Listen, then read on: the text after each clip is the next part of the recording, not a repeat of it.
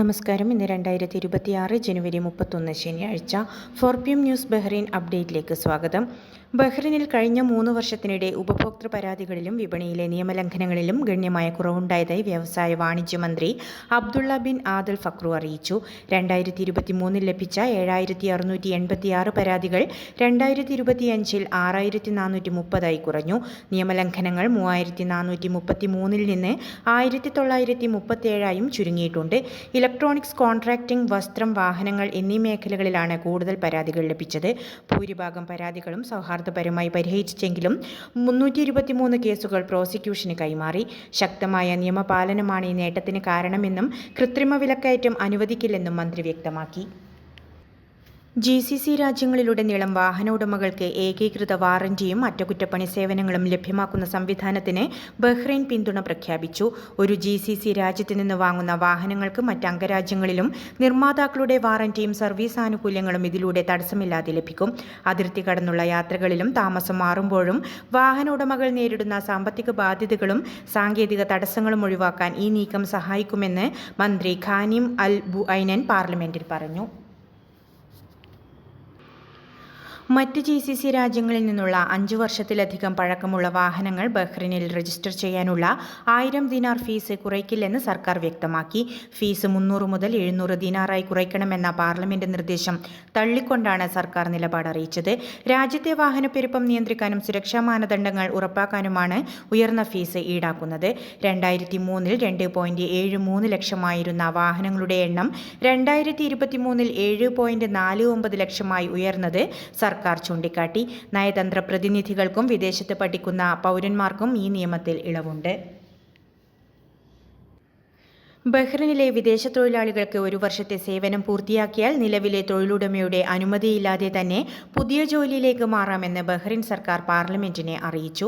കരാർ കാലാവധി നിലനിൽക്കെ തൊഴിലാളികൾ ജോലി മാറുന്നതിന് കർശന നിയന്ത്രണങ്ങൾ ഏർപ്പെടുത്തണമെന്നാവശ്യപ്പെട്ട് MPമാർ സമർപ്പിച്ച നിർദ്ദേശത്തിന് മറുപടിയായാണ് സർക്കാർ ഇക്കാര്യം വ്യക്തമാക്കിയത്.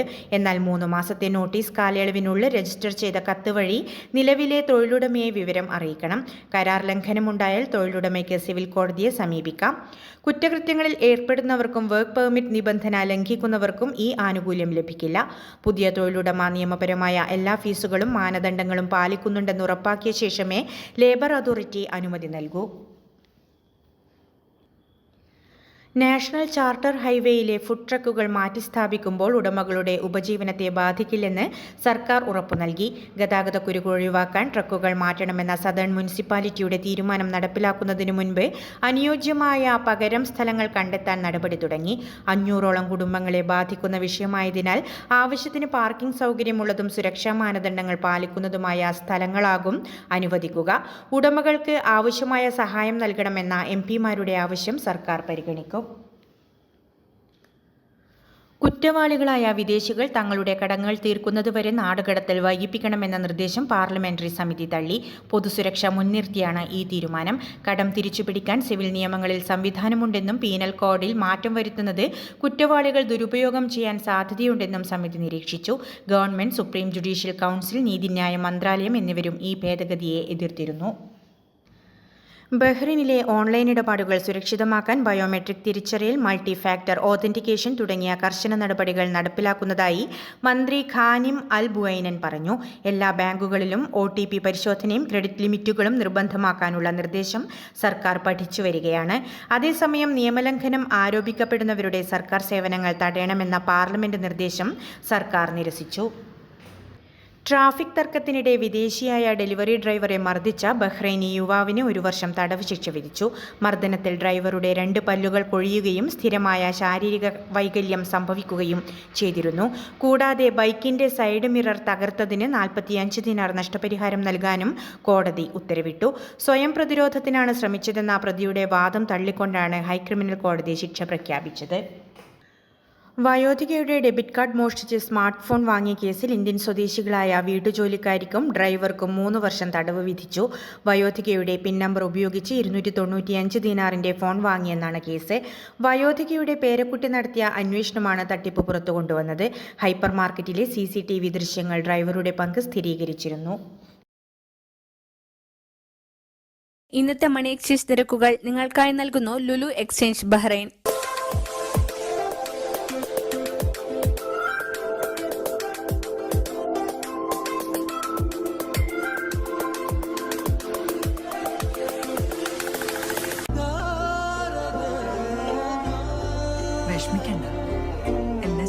Lulu Money.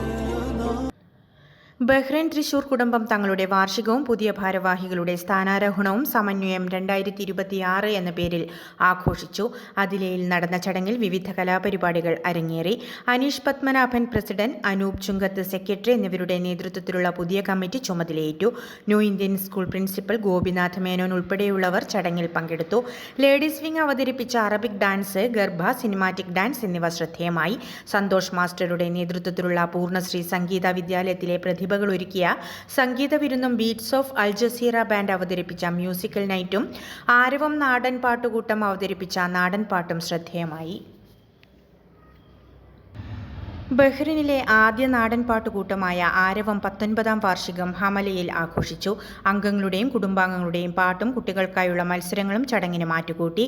ഹരീഷ് മേനോൻ, ജഗദീഷ് ശിവൻ എന്നിവർ സംസാരിച്ചു. കോർഡിനേറ്റർ രഖിൽ ബാബു ആരവത്തിന്റെ വരുംകാല പ്രവർത്തനങ്ങളെക്കുറിച്ച് വിശദീകരിച്ചു. വാർഷികാഘോഷങ്ങൾക്ക് ബിനോജ് പാവറട്ടി, നിജേഷ് മാള, രാജീവ് രഘു എന്നിവർ നേതൃത്വം നൽകി. കഠിനമായ തണുപ്പിൽ കഴിയുന്ന ലേബർ ക്യാമ്പുകളിലെ തൊഴിലാളികൾക്ക് ആശ്വാസമായി കേരള ഗാലക്സി ബഹ്റൈൻ പുതപ്പുകൾ വിതരണം ചെയ്തു.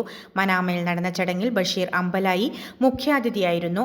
പരിപാടിക്ക് കേരള ഗാലക്സി ചെയർമാൻ വിജയൻ കരുമല, ഉപദേശക സമിതി അംഗം ഗഫൂർ മയ്യന്നൂർ, സെക്രട്ടറി വിനോദ് അരൂർ എന്നിവർ നേതൃത്വം നൽകി.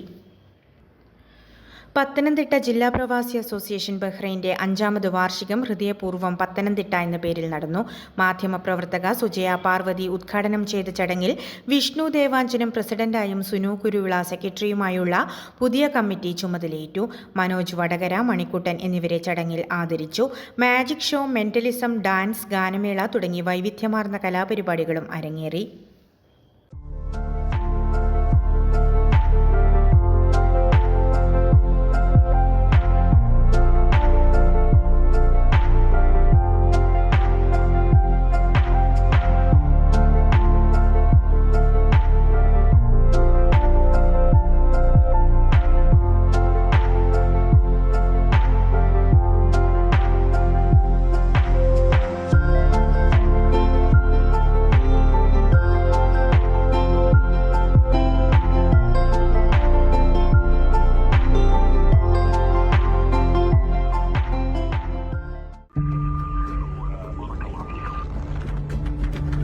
In the heart of Bahrain, where every story matters, one source keeps you informed, inspired and engaged. From politics to sports, business to entertainment, we bring you the news that shapes the kingdom. Anytime, anywhere, breaking stories at your fingertips.